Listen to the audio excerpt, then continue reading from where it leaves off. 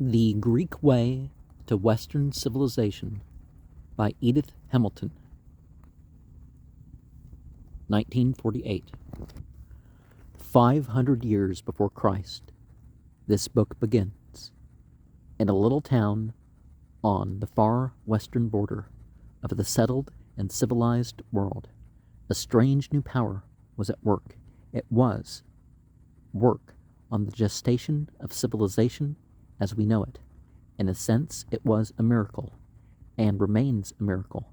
The anthropologists and archaeologists have been unable to explain how the passion for truth, beauty, simplicity, and freedom developed in a rocky little seaport in the midst of barbarian superstition, despotism, and splendor.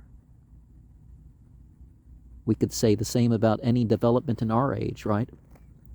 There, a light was lit that can never go out. It has, indeed, never been matched in the centuries since.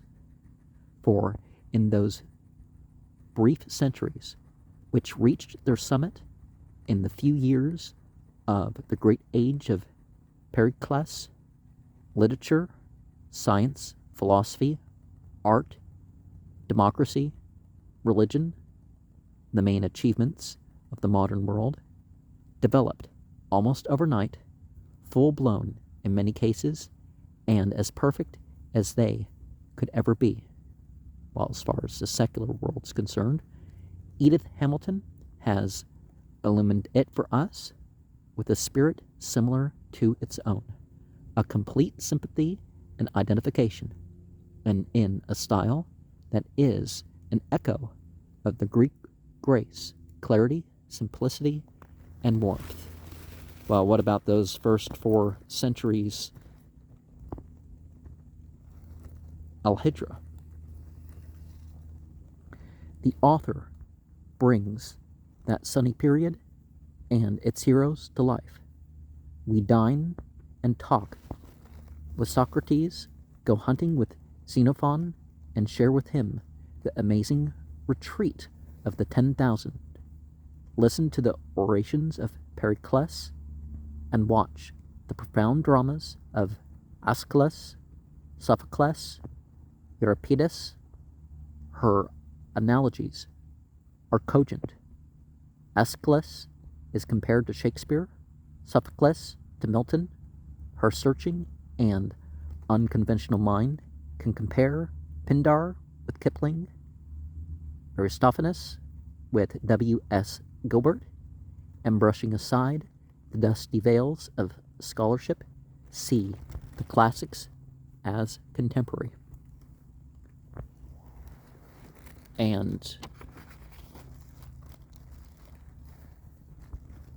many of the same things in a more pure way. Perhaps we can say that about the 13 years before the Hijra and the first 10 years or the first 30 years of the Hijra. And, because certainly some of the things that were done in Greek culture and rule were not exactly non-barbarous. And so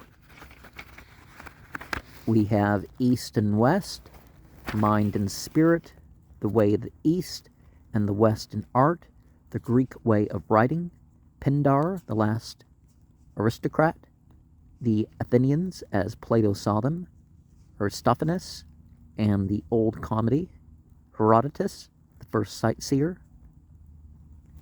Thucydides, the thing that hath been is that which shall be.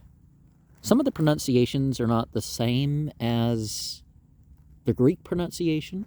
If I saw the Greek characters, I could do a Greek pronunciation on an official basis.